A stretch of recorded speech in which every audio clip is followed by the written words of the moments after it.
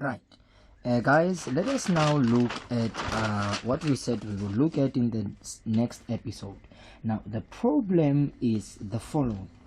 We know, this is well known, that the derivative of cos x, this is equals to minus sine x.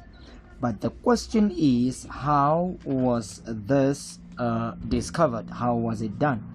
We're still going to apply the limit laws. Now, remember what we are saying here. Here we are going to use the following. We know that the cos of x plus h, so we're going to use double angle of cos. We know that this is equals to cos x cos h minus sine x sine h. We're going to use this in order to prove that the derivative of cos is indeed equals to that, and we are going to apply first principles. So f prime of x equals the limit as h approaches 0, f at x plus h minus f at x all be divided by h.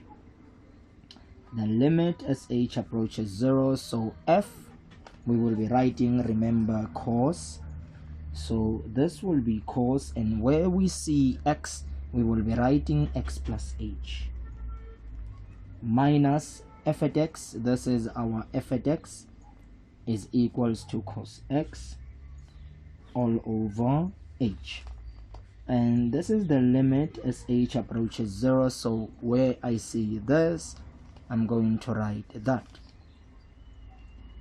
cos x cos h minus sine x sine h. This is just for this, but I still have minus cos x all be divided by h.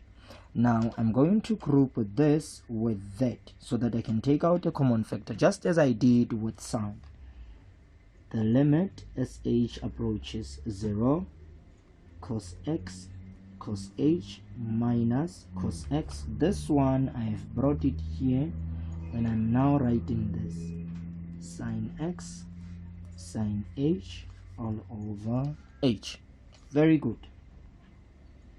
The limit as h tends to 0, so I can factor out cos x and I'll be left with cos h minus 1, very important, minus sine x sine h all over h. Now remember, this h divides here and also divides there. This is a standard 5 mathematics. Right, the limit as h tends to 0, so I'm going to say cos x times cos h minus 1 all over h. As long as there's multiplication, it divides everything. Please do not say I have changed anything there. So I have introduced the limit here, minus I'm introducing the limit also here. The limit as h tends to 0, and I'm going to say sine x times sine h over h. So this h also divides there it has divided. I doubles it. Right, and then when I'm here, because there's multiplication here, I can factor out cos x. So I can have cos x limit as h tends to 0 of cos h minus 1 over h. I can factor out sine x minus sine x, the limit as h approaches 0 of sine h over h. This is where things gets very interesting. What is the limit of this? If you have watched my tutorials, you will know that the limit of cos h minus 1 over h, the value is 0.